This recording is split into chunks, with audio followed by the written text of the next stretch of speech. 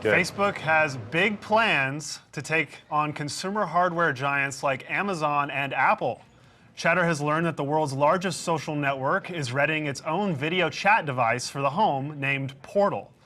Sources said that the $499 device will be announced in early May and that Facebook intends to ship Portal to customers during the second half of 2018. The company sees Portal as a way to encourage more use of Facebook's services for communication with family and friends. The new device will feature a large screen for video chatting and a camera with facial recognition to connect users to their Facebook accounts.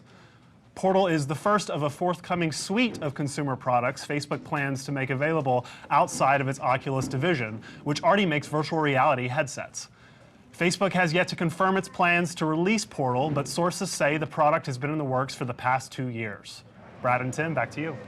So Amazon, Google, by the way, great scoop. Congrats on this, Alex. This is huge. But look, this makes me think it's a very crowded field. We have Amazon, we have Google, we have Apple, kind of Apple. They're not out with a personal assistant yet, but they're fighting for the smart speaker space, dominance in the home. How is Facebook's approach going to be different? I mean, this one also looks a little like it could be more expensive too.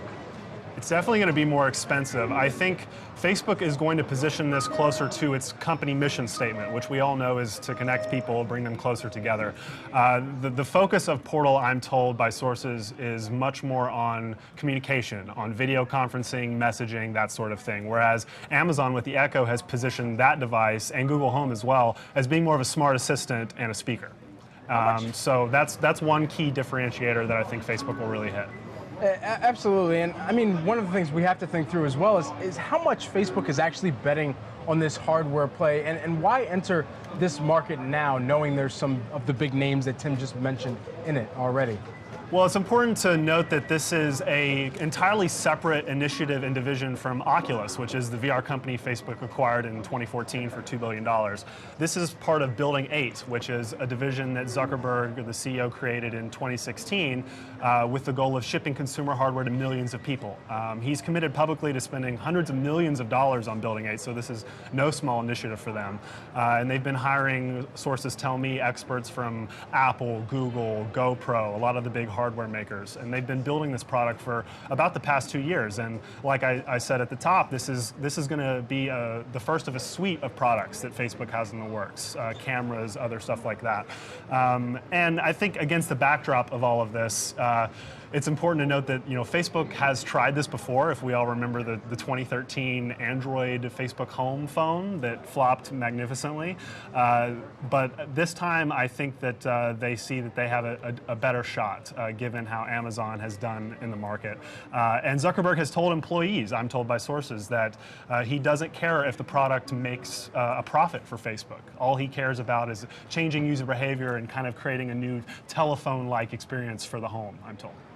Wow, doesn't care if it loses money. I mean, they have the cash to burn on this. Alex, what about pushback, potential pushback from Facebook users, from potential customers, given that this year and in the past few months, we've seen so much coming from some Facebook early employees, early investors who've talked about the fact that, and the role that Facebook played in the 2016 election and coming to terms with that, and the pressure that Facebook is facing from regulators. And also, it's one thing to have a device from a company like Amazon in your home listening to you all the time, but it's another thing entirely to have a device from a company like Facebook, which really makes a lot of money on your data already, having a device that listens to you all the time in your home. Right, you hit the nail on the head there at the end, and that is something that, yes, I think will be an issue for Facebook, and they know will be an issue. Sources familiar with the product tell me that Facebook has done user testing already on prototypes, and one of the main concerns they've heard is the big brother stigma that Facebook has as a collector of data, harvester of personal information. They're an advertising company. They're not a hardware company like Apple yet. So whether this will, inform their advertising on Facebook proper remains to be seen. I don't think they know quite yet, but it's definitely an issue, and I think it's one that could be an uphill battle for them as they try to get people, like you said, to put a camera powered by Facebook with advanced facial recognition technology into their homes. I mean, at the end of the day, price point, right? We come back to that $499 price point that you mentioned. Are people willing to actually cough up the $500 versus Amazon's Echo Show, which I believe is what, $230 on the market right now? My mother has that. I still don't think she would pay $500 though for something like this, especially given some of the headlines she's seen about Right. Facebook. Yeah, the $4.99 price point is something I'm told that Facebook is planning, but also could decide to cut lower if, like Zuckerberg said, they want to lose more money to potentially get more people to buy it. I think they're going to position this as more of a luxury product, one that's almost like an iPad replacement for the home, not necessarily a just kind of ancillary smart speaker. Although it will work with, they want it to work at least with streaming services like Netflix, like Spotify. That's definitely something they care about. And it's going to have this huge laptop-sized screen. So of course they want to take advantage of that.